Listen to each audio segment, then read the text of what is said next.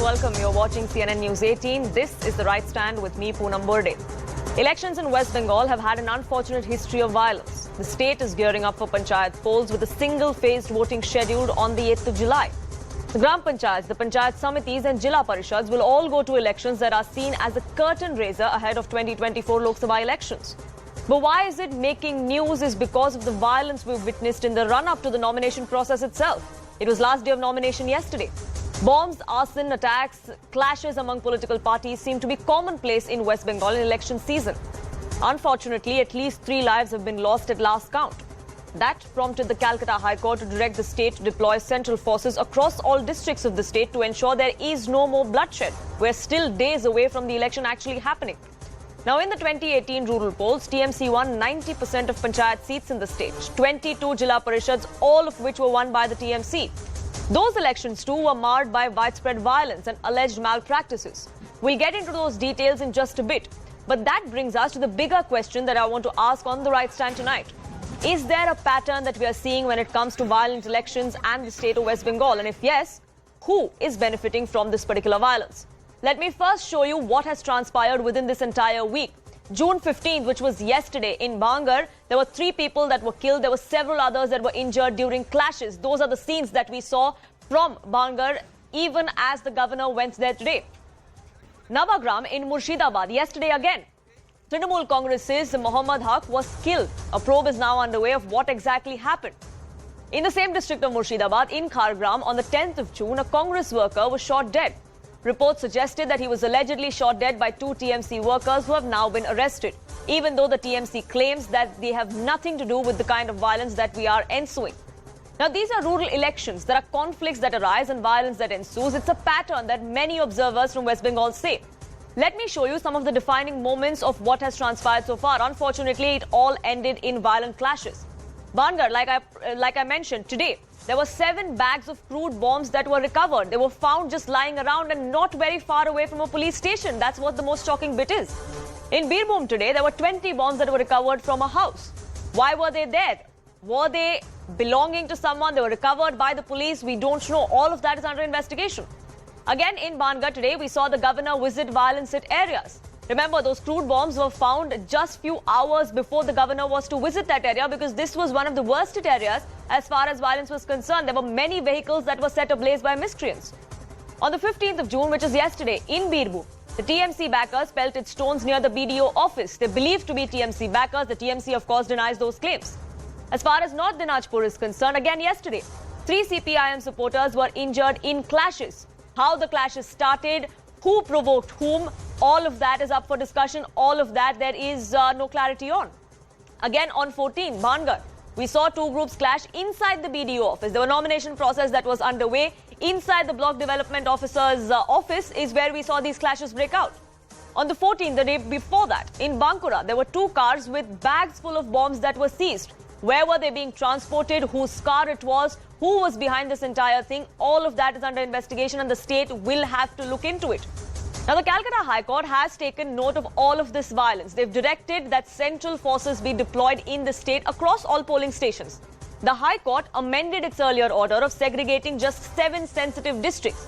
They amended that and ordered a pan-state deployment of central forces. Here's what the High Court said in its order yesterday. The Calcutta High Court directed the State Election Commission to send a requisition to the centre for the deployment of forces within 48 hours. 24 hours have already passed by. No appreciable steps have been taken ever since the order was passed in the earlier writ petitions is also what the High Court observed. They also said that no effective steps were taken to identify sensitive areas from a law and order point of view. Waiting any longer will cause more damage to the situation and will not aid in protecting the purity of election process was the clear words in which the High Court sounded an alarm, which is why they said that there should be central forces that are deployed in the state. Now, Bengal is no stranger to political violence. During the leftist regime, the situation was much worse, and that's what the TMC often cites. But what does the TMC's track record look like? Here's what happened in the last Panchayat elections. There were 14 people who lost their lives in poll-related violence in 2018. As per the State Election Commission, 20,076 of the 58,692 seats were uncontested. The TMC won Birbhum and Murshidabad uncontested. Bankura, South 24 Parganas also won uncontested by the TMC. What's interesting is all of these areas had witnessed violence back in 2018 when the elections happened. The TMC had won 34% of seats uncontested in the Gram Panchayat elections last time around. Now, while the Panchayat election in 2003 gained infamy for the death toll, the 2018 poll set a record in the number of seats that were won without a contest. The BJP says all of this happened because their workers were intimidated, were threatened from even filing nominations. That's the allegation they were making this time around as well. The BJP has alleged large-scale rigging and instances of violence that was sponsored by the ruling TMC. That was the allegation the BJP made back in 2018. 5 years later, we're back to that same allegation, back to those same two parties. Now, the violence is not the only point of discord in the state. The deployment of central forces has the TMC irked, even though it's an order of the court. Why is that, you might wonder? Now, the TMC and specifically Mamata Banerjee has on multiple occasions raised doubts on central forces. During Panchayat elections in 2023, Mamata Banerjee said that forces stayed in a 5-star hotel and they instigated riots. They held a meeting with the BJP people and then returned and they provoked the people to commit violence, is what she said on 3rd of April this year. As far as the row over BSF jurisdiction is concerned, Mamata Banerjee said that we must limit BSF 50 kilometers from the international border. The BSF is killing people, she said, throwing them on the other side. The BSF should take police in confidence during ops is also something that Mamata Banerjee has publicly said. In the 2021 assembly elections in West Bengal, Mamata Banerjee and the TMC alleged that there was a misuse of central forces which remains unabated. The forces were misused to intimidate TMC voters is the allegation that they made. They also claimed that these central forces were trying to influence the vote in favor of one party. They were alluding to the BJP, the ruling party at the center, of course. The same election, Mamata Banerjee came out and said that if CRPF creates disturbance, get out them. Forces will scare you, ask you not to vote was the allegation that Mamata Banerjee had made. She even went on to say that Jawans are creating nuisance, attacking women. That allegation was made in the April of 2021. Many have asked her where is the proof to substantiate these claims. Those questions are being raised even now, which is why even after the court that has come out and said that central forces need to be deployed, security needs to be provided to every single polling officer, to every single candidate, we still have the TMC asking, why is the central force even being allowed? Another 24-hour deadline still exists for the TMC for them to requisition the center to send these additional troops. What happens? Why is there a delay? All of those questions answered tonight.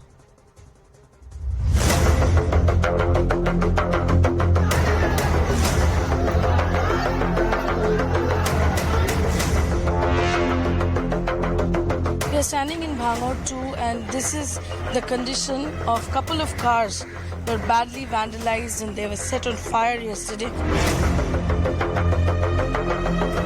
I happened to see some places where unfortunate incidents of violence was there.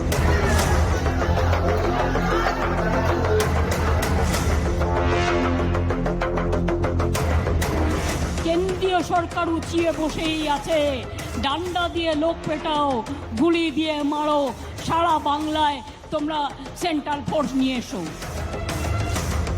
আমি বলি central force তো মণিপুরেও নিয়ে গেছো মন্ত্রীর বাড়ি জ্বালিয়ে দিয়েছে 150 জনের উপর গুলিতে মারা গেছে কি করেছে তোমার central force Bharatiya Janata party के कार्यकर्ता पूरी दृढ़ता के साथ साहस के साथ उस जुल्म और ज्यादती को सहते हुए लोकतंत्र की लड़ाई लड़ने के लिए आगे बढ़ रहे हैं।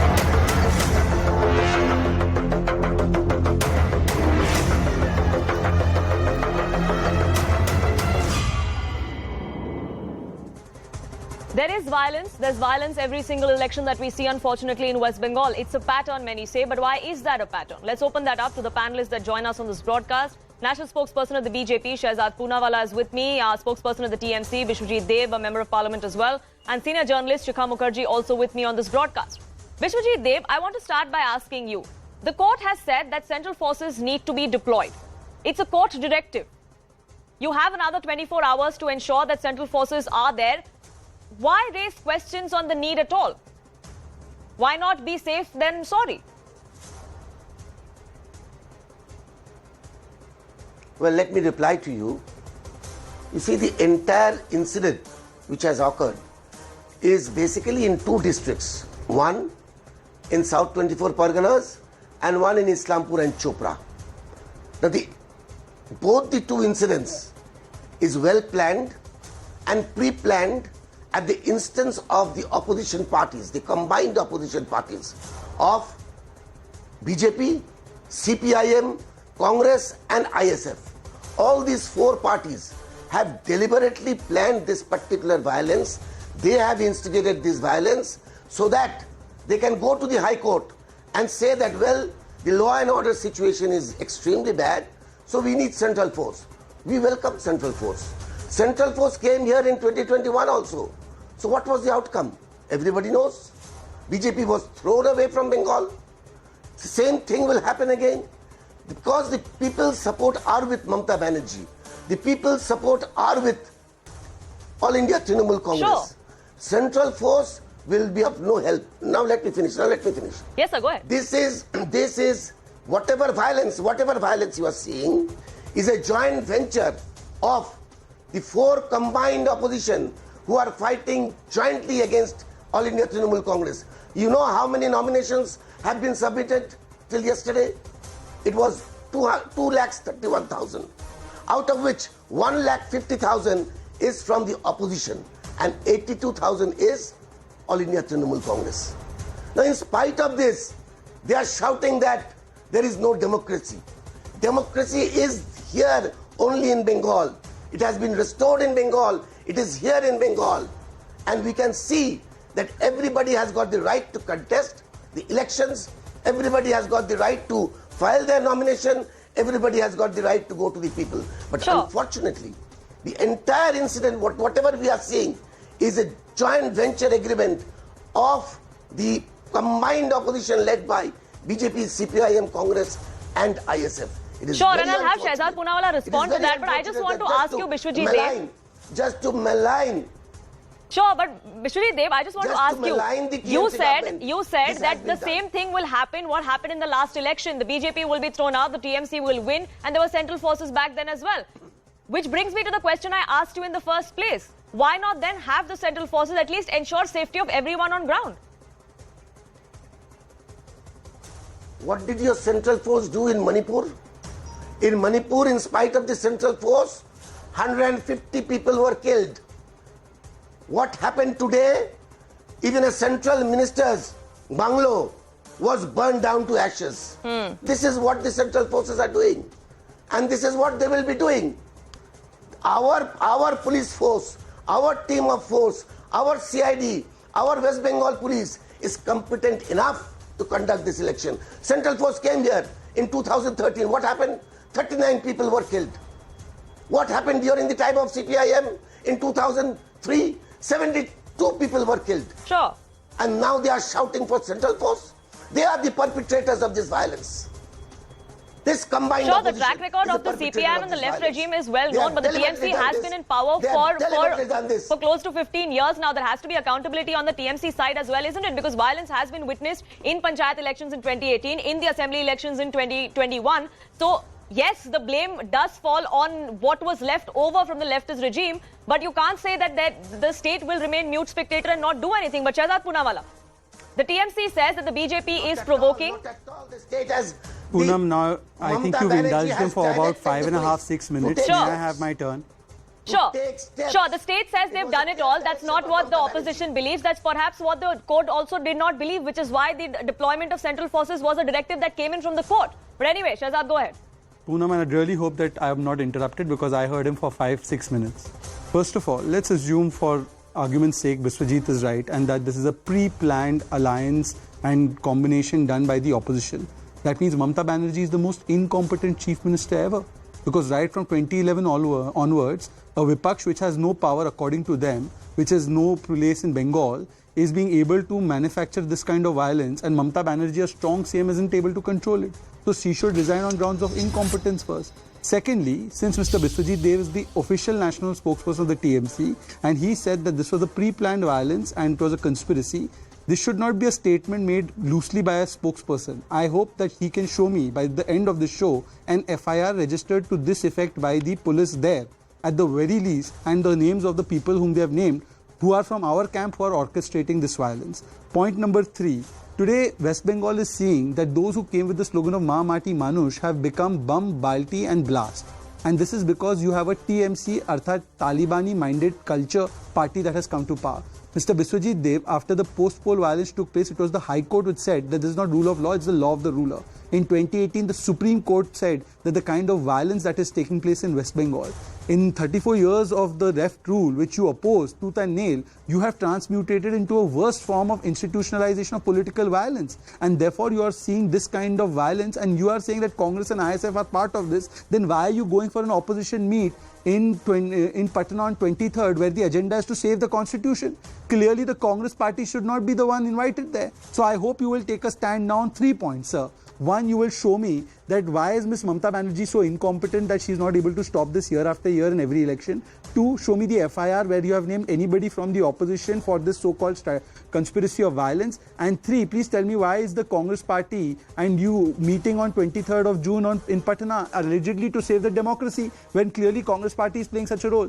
The real reason is that Mamata Banerjee is the most virulent form of politicization of institutions and institutionalization of politics. Violence institutionalized in politics, and this is what it has come to. And the 2 lakh nominations you're saying, Mr. Deb, do the calculation. By that logic, every 2 minutes a nomination is being filed. Is that humanly possible? If you are saying 2 lakh nominations in the window that you have spoken of, the nomination window, it means 2 minutes, 1 nomination is being filed, scrutinized and accepted. Is it feasible? It is impossible. It is not the statement of the party, it is on record. It is the record of the Election Commission of West Bengal. I am talking, whatever I am saying this. Kindly produce that statement. The entire nomination which has been filed is 2,31,000. Mr. Dev, I am saying kindly produce. Mr. Dev, I have tremendous respect for you. I am asking you something very specific. You said that this was pre-planned, orchestrated violence done by all of us together in conjunction. Can you show me if the police of West Bengal has filed an FIR till now? Absolutely, or else how are you making that statement? Absolutely. Show us the FIR. Absolutely. Show the FIR. That is why.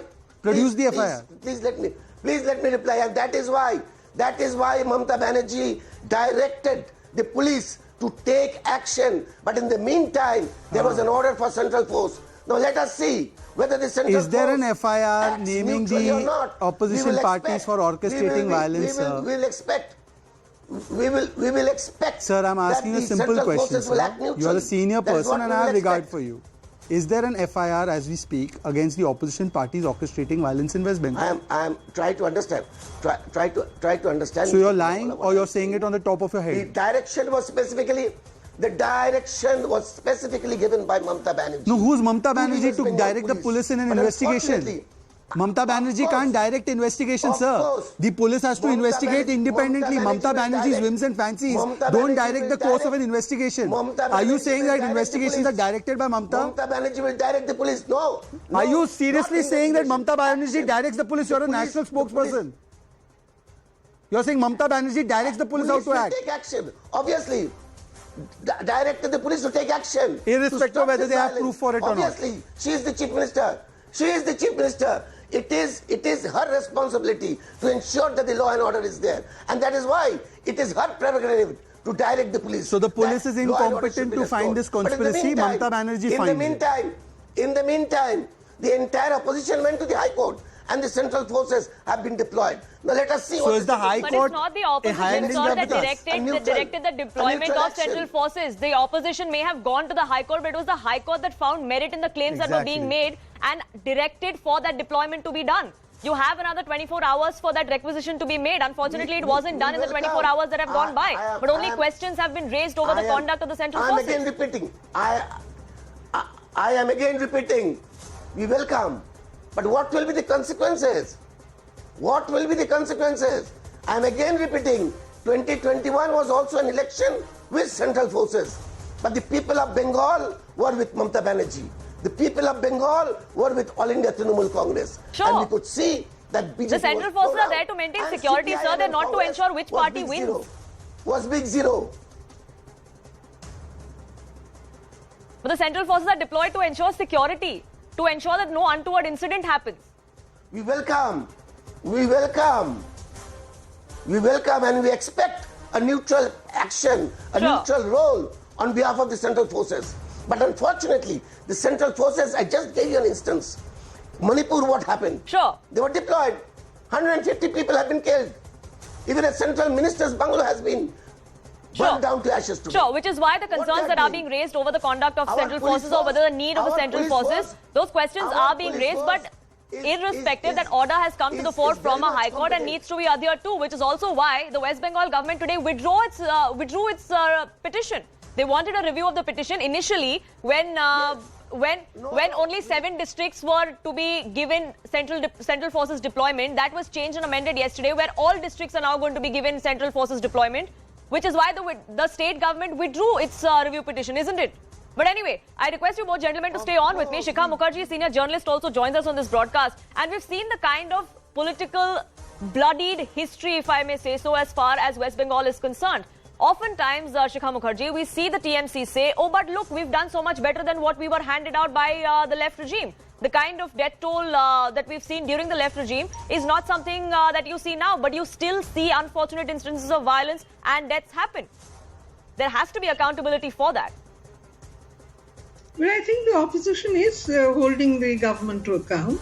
The opposition is holding the Trinamool to account. And finally and irrevocably, it is the voter who will decide whether this violence is something that it rejects or whether this violence is something that it is prepared to live with. And it will choose its representatives based on its own considerations and calculations. It is not going. The violence in West Bengal is very peculiar. The violence happens, but the participation of voters is not affected. Voter participation in West Bengal is very high. It is higher than almost any other state in India, and which is puzzling to me. I've been trying to puzzle it out for over 40 years. I still don't have an answer. However, this violence that we are all talking about, and of course it is to be condemned, and it is the most undesirable thing in an election, is not the doing of any one actor, any one agency, any one political party. Every political party in West Bengal, whoever is participating in an election, it has acquired the resources, both in terms of this year we see that they're using cricket wickets and bombs and other such things to engage, to resist, to attack. Now, this is part of the unfortunate political culture of the state. It is extremely unfortunate that, and there is really no one political party which is going to say, I am going to do, I'm going to be like Gandhi, I'm going to be totally non-violent, I'm going to wait for others to attack me, and I'm not going to put up any resistance. It's not going to be peaceful. That is wishful thinking of the worst kind.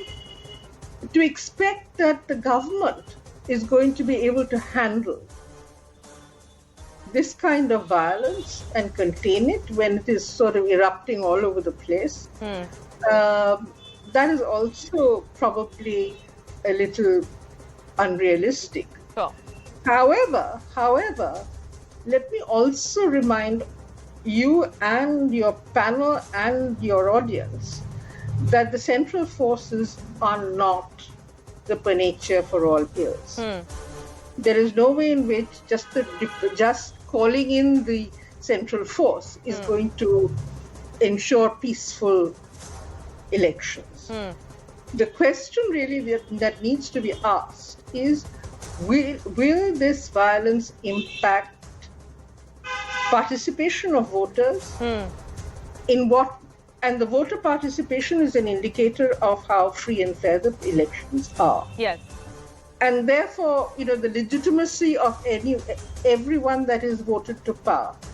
And I think that is very important, because unless one sees that this violence is impacting voter participation, it is very difficult to explain how exactly this violence plays out. Sure. My suspicion is it delivers some kind of a message, and all political parties are busy delivering the same message. Right. But who really benefits from this kind of violence that we are seeing? That's the question we're trying to ask. Well, And Vishwajit, yes. I would guess that in this year in particular, the Trinamool Congress does not want to benefit from violence for the simple reason that in 2018, when there was widespread violence in the Panchayat elections,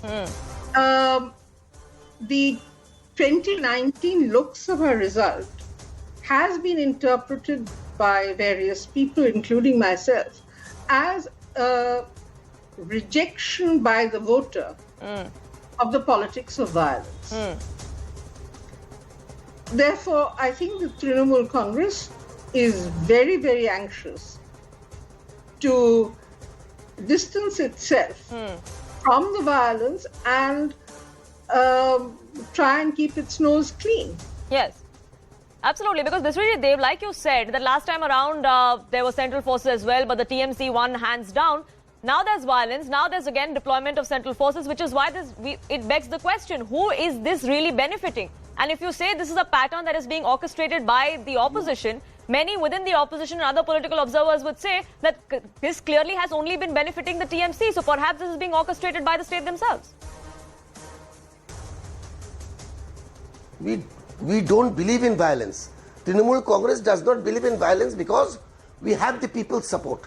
We know that we have the people's support. Why we will indulge in violence?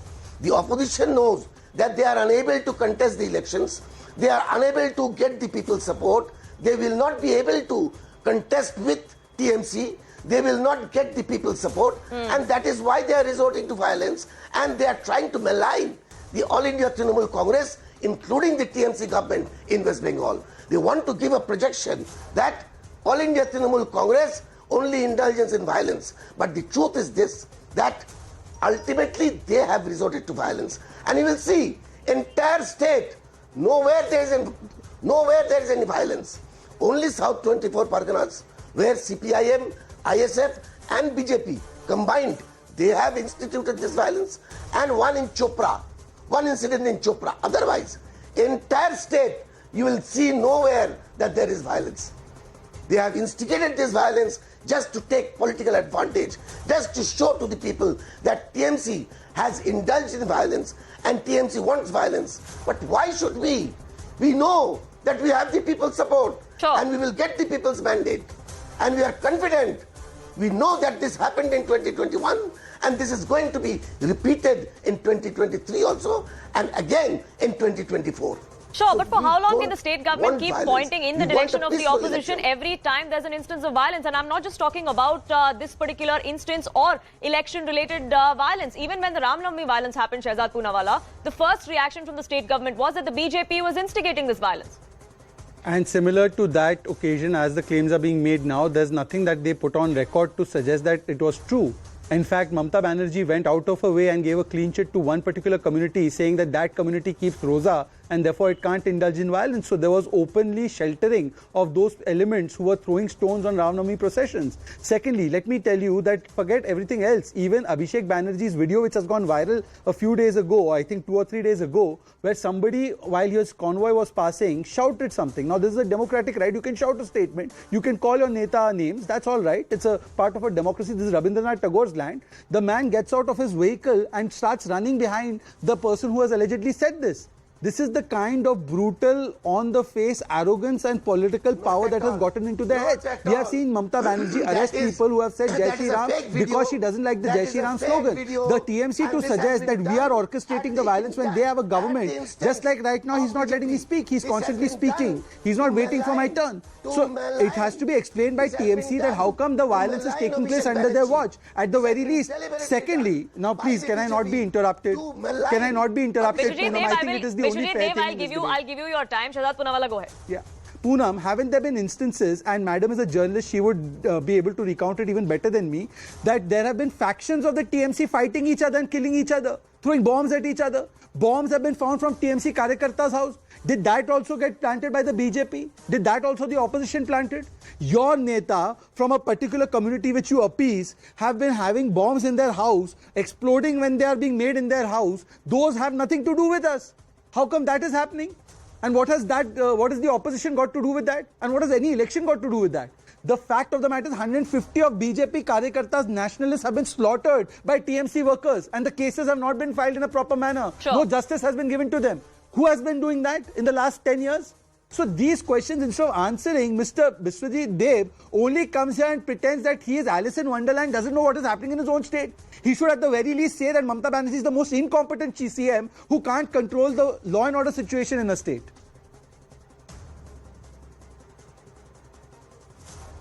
Why should I say? You better admit that Mr. Narendra Modi is the most incompetent Prime Minister who has failed to give jobs, who has failed to ensure democracy in the country, who is using central agencies against the opposition. Let's stick to the subject at hand, sir. The violence is happening.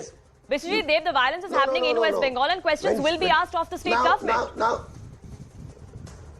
Now regarding Abhishek Banerjee, what he has said.